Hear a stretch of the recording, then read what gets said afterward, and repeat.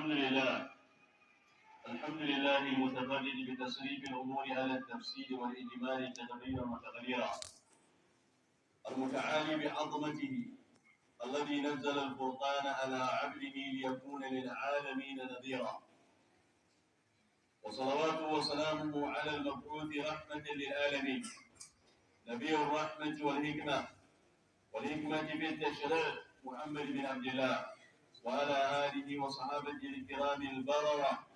أما بعد، فيا عباد الله، اعلموا أنه من واجب الأمة الإسلامية التعاون لتحقيق مصالحها ودفع المفاسد عنها كالإرهاب والجلاء والفجور بالتصويت ومطالبة الحكام الحاليين والانكفاف تحت راية الإسلام والاعتصام بحبل الله جميعا، ويحرم الإهمال والغفلة والتنصل من المسؤولية، ويجب الانتباه واليقظة، فبصلاح الراعي تصلح الرعية.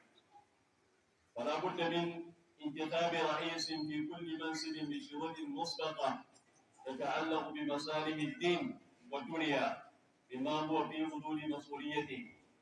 ومثلا، أولا رئيس البلد أن يطالب بالسماح لإقامة شرع الله تعالى في الولايات التي ترضى بذلك. ثانيا، أن يتعهد بما سيفعله من مساواة الشمال الجنوب في التقدم في كل مجالات الحياة. ثانيا، حاكم الولاية أن يتعهد بالسماحة بالمحاكم الشرعية في كل الطبقات وتأسيس هيئة الزكاة والوقف. ثانيا، أن يتعهد على السعي ويبين ما سيفعله حيال غلاء الأسعار والكهرباء والطرق في الأحياء الجانبية في المدينة وفي القرى وحل قضية المياه. فالعقل والعهد عباد الله في هذه الحالة مهم ولا بد منه، ولا يتوقع أنه لا يفي بما وعد لأنه لا يخاف الله، لكن شيء خير من لا شيء. ثالثا، كذلك النواب في المجلس الوطني والولائي، كل يصوت له بشروط من مجموعة المصوتين من الأمة الإسلامية، ممن تعرف أن الله عز وجل سائرها أولا قبل الرئيس يوم القيامة، فإن الحقوق العامة إنما تحصل بهذه الطريق، وفقنا الله لما يحب ويرضى. وأما أن يغلبنا الكفار عباد الله في عدد بطاقات التصويت فيحاجون في فوز متسابقهم، فهذا عار كبير أن نكون تحت قيادتهم مهما يكن من مخاوف. ثم اعلموا عباد الله إن نبيكم عليه الصلاة والسلام كان خطب عدة مرات في مثل هذه المقام، مثل هذه الخطبة، لكنه لا يختم خطبته إلا بالعد على التصدق. وقد أخرج بقي بن مخلد في مسنده وابن ماجه القطريني وآمل بن حنبل والبيهقي بسند صحيح وبألفاظ متقاربة، كان رسول الله صلى الله عليه وسلم يخرج يوم العيد يصلي بالناس اثنين كالركعتين، ثم يسلم فيستقبل الناس فيقول تصدقوا. وكان أكثر من يتصدق النساء، وتلك عادته صلى الله عليه وسلم. فأمامكم عباد الله مشاريع هذا المركز كما سمعتم، ورجال الحسبة خلالكم بالتواليب لتقبل الصدقات وجميعها، فتصدقوا عباد الله، تصدقوا. وأما التكبيرات المشروعة بعد صلاة العيد فتبدأ بإذن الله من بعد صلاة الظهر لهذا اليوم المبارك، ويتوالى ذلك عقب كل صلاة مفروضة إلى 3 أيام بعد العيد. بارك الله لي ولكم في القرآن والسنة، ونفعنا وإياكم بما فيهما من الآيات والحكمة. bayan haka ya bayin Allah, hudubarmu wannan shekara, kuma a wannan matsayi na wato mimbarin idi na sallar layya na wannan shekara ta 1443, wanda shine ranar 10 ga watan 12 a wannan shekara, sannan wanda ya daidai 9 ga watan 7 shekara ta 2022.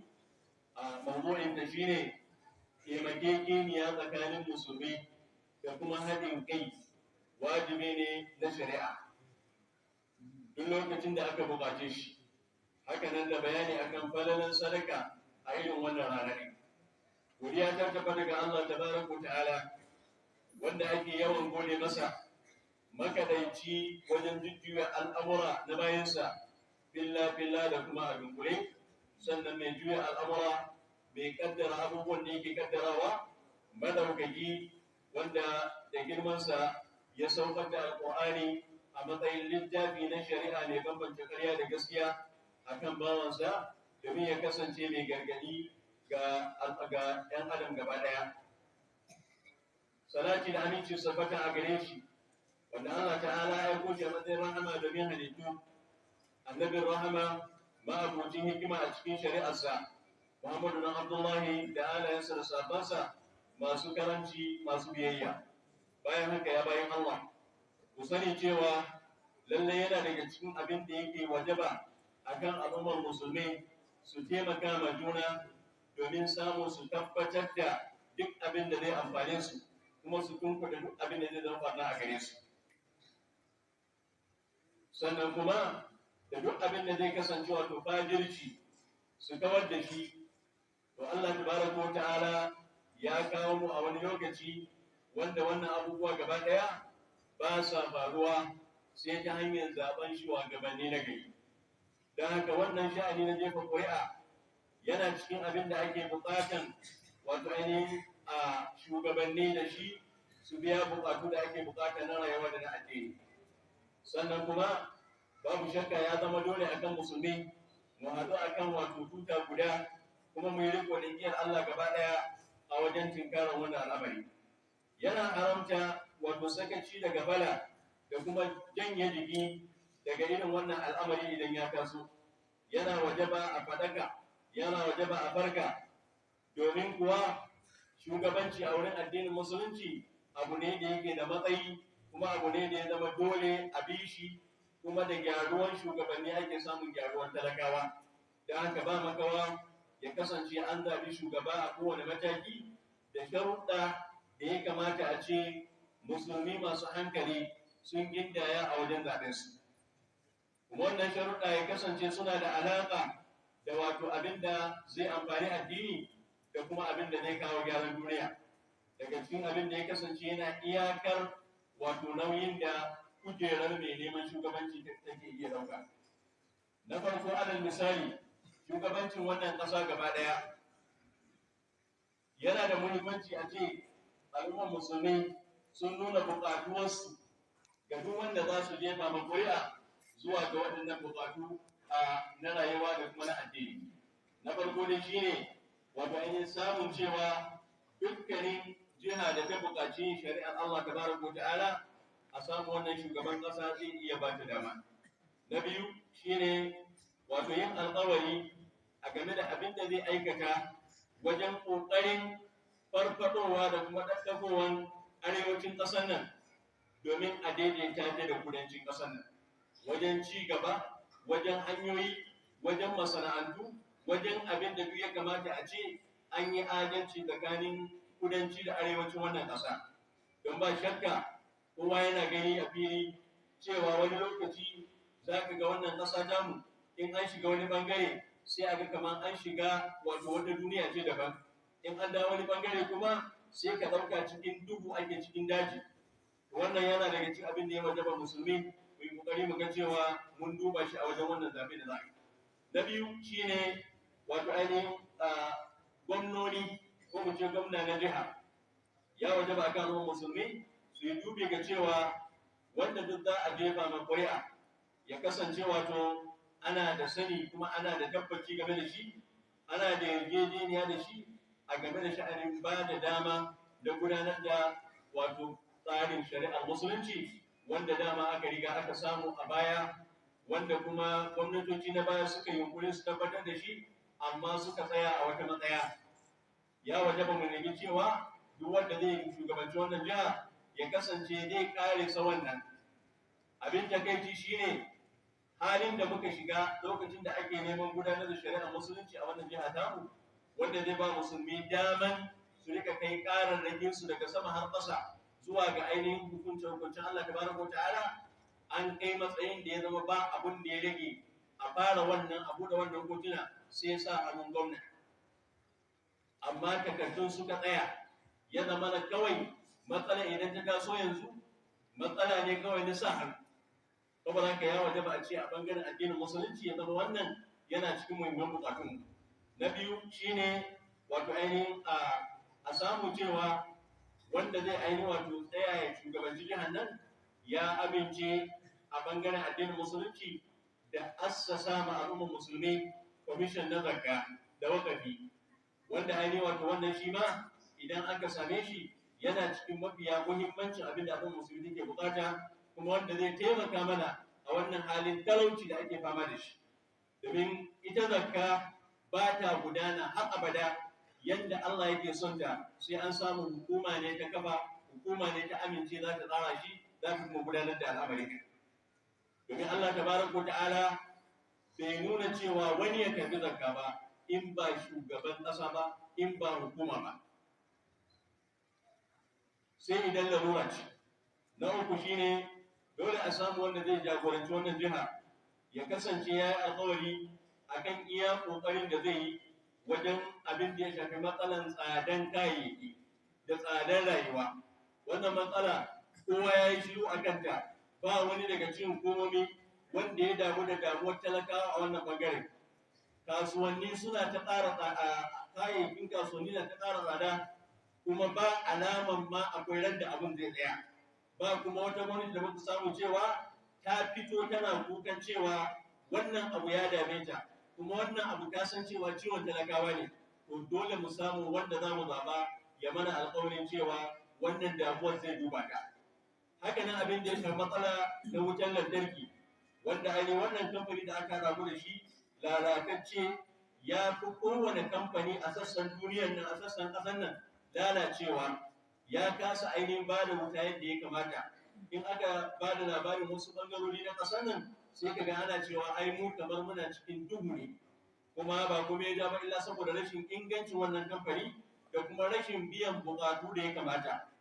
A hakika kamfani ya kamata a ce yana da ƙarfin da zai ke yi wa mutane wato ainihin gyaran raki da suke bukata a kan lokaci, ba wai sai an samu talakawa suna sama masa na'urori suna biya masa kayan gyara ba, alhali kuma idan ya bada wutan zai karɓi kuɗi a hannunsu. Sannan abin da ya shafi hanyoyi a unguwanni musamman na gefen gari, mun sani shine abin da ya rage a wannan jiha tamu. Unguwanni da suke gefen gari, waɗanda suke kudanci da arewaci da kuma ainihin wato gabashi na wannan gari din suna da buƙatar hanyoyi. Lallai ne mu samu wanda zai shugabanci wannan jiha ya zama ya yi wannan alƙawari a matsayinmu na musulmi wanda muka san me muke jefa ƙuri'a a kai. Sannan kuma bayan haka abin da ya shafi matsalar ruwa yana ta ci gaba da addabar al'umma wannan jiha tamu a sassa daban-daban, musamman ma da ya zama yana da alaƙa da wutar lantarki din. Da wutar lantarki ta lalace sai wannan ya jawo ruwa ma ya kasance muna ƙoƙarin mu rasa shi, in ba Allah ya kiyaye wasu sai su rinka mutuwa a wasu wurare saboda rashin ruwa mai kyau domin rashin ainihin wato a ƙarfin lantarki. Wallahi lantarki nan wasa ake yi da ganganci da shi, amma ba shakka idan da an ga dama da zai inganta. Dole mu samu wanda zai alƙawari wajen ɗaukar mataki akan wannan. Saboda haka ya jama'a, shi alƙawari da kuma ainihin yarjejeniya, wato ko da ana ganin cewa wanda za a yi da shi wato ba na kirki ba ne, ba lallai ne cika ba, to amma kuma gudanarwan yanke uzuri ne akan cewa an dai yi haka ɗin, kuma ba shakka wannan sai an ga amfaninsa. Ya fi a ce ba wani sharadi, haka aka yi ta jefa ƙuri'a ana cewa mutumin mai sallah ne, ana cewa mutum mai gaskiya ne, ana cewa mutum mai sakin fuska ne, da sauran waɗannan abubuwan da ba su ne abinda al'umma take bukata ba. Na uku shine 'yan majalisu, kama daga na tarayya da na jiha. Ya zama dole ya jama'a kowanne mu tabbata cewa mun zauna mun tabbata menene wato ainihin zai yi mana wato ainihin kafin a jefa masa ƙuri'a wanda ya shafi gyaran addini da duniya. Dole a samu al'ummar musulmi sun yi jefa ƙuri'a irin mai manufa, ko da kuwa a ce ba a dunkule bai ɗaya ba, amma dai a taru a haɗa kai, wato a ga cewa ƙuri'u idan sun kai 100 ko 200 ko 500 ko makamancin wannan, to masu shi kansu jefa sai da haɗin kai wajen samar da ganawa da ainihin wato masu takara. Kuma wannan irin al'amari abu ne da yake maimaita a kowane lokaci idan zaɓe ya zo, cewa duk wanda suke buƙatar a jefa musu ƙuri'a suna buƙatar ganawa da talakawa da za su jefa ƙuri'a. Kuma hakika muna tabbatar wa jama'a cewa kamar yadda kuka ji bayani ya gabata, wannan masallaci namu ba shi da falala na wata gwamnati cikin gwamnatocin wannan jiha da suka gabata. Don haka ba mu da jam'iyya, ba mu da wani ɗan takara da ya wuce wanda za mu samu ya gana da mu mun bashi wannan irin sharuɗa da muke bukata, kuma mun samu amincewarsa, sannan mu jefa masa, sannan mu ci al'umma da jefa masa. Wallahi ba za mu yi umarni da jefa wani ƙuri'a ba sai muna da abin da muka tabbatar a hannu cewa ga abin da zai yi. Amma haka siddan ba za mu zo mu ce wani ya kamata a jefa masa ba. Gara in ta san da wannan. Don haka duk wanda ya same mu ko jam'iyyarsa ce mafi kaskanci, in dai ya amince da abin da ka faɗa, sai mun yi kiyaya da cewa a jefa masa. Don ba wanda yake bin bashi a wannan wurin akan cewa wannan santa ya mata wani abu da ya zama dole ta jefa masa ƙuri'a. Sannan ku sani ya bayin Allah, lallai annabin ku yabo da abinci Allah sabbata a gare shi ya kasance wato a irin wannan matsayi, a matsayinsa na shugaba, kuma a matsayinsa na wanda yake jagorantar al'ummar duniya, ya kasance wato ainihin yana faɗakar da al'umma kowane idi a ƙarshen hutubarsa game da faɗaitarwa akan sadaka. Hakika hadisi ya zo ingantacce daga Baqi bin Makhlad a musnadinsa da Ibn Majah da Ahmad bin Hanbal da Baihaqi da isnadi sahihi da lafuzza daban-daban makusatan juna, cewa manzo Allah ya bada amince Allah sabbata gare shi ya kasance a ranar idi yakan yi sallah da mutane wa'annan rakawoyi guda biyu, sannan sai ya sallama, sannan sai ya biyo ya fuskanci mutane ya ce jama'a ku yi sadaka, jama'a ku yi sadaka, jama'a ku yi sadaka. Wannan sahabi ya ce aka samu mafi yawan masu yin sadaka ma a wannan lokaci su ne mata. Wannan sunan annabi ne ya bada amince Allah sabbata gare shi, umarni da ainihin gabatar da sadaka a wannan rana din saboda raya addinin Allah tabaraka wa ta'ala. Allah subhanahu wa ta'ala ba mu iko na kammala abin da muka sa gaba a wannan cibiya ta mu, kuma Allah tabaraka wa ta'ala ya saka ma wanda suka zama suna taimakawa da alkhairi. Allah ta'ala ya kara musu albarka a cikin su. Sannan kuma ya jama'a mu sani cewa game da abin da ya shafi wato ainihin ƙuri'a da aka yi bayani a kai kafin sallah, hakika akwai hasashe na cewa ja da bayan da musulmi suke a kan karɓar ƙuri'a ya dawo kafirai a wannan jiha, a wannan ƙasa tamu sun yi shiri na musamman. Shirin kuma da yasa suke ganin cewa matsawan akwai musulmin da ba su karɓi ƙuri'a ba, to su kuwa za su taru su karɓa gaba ɗayansu, kuma za a kirga adadin ƙuri'an da aka karɓa a ko'ina sai sun fi mu yawan ƙuri'a.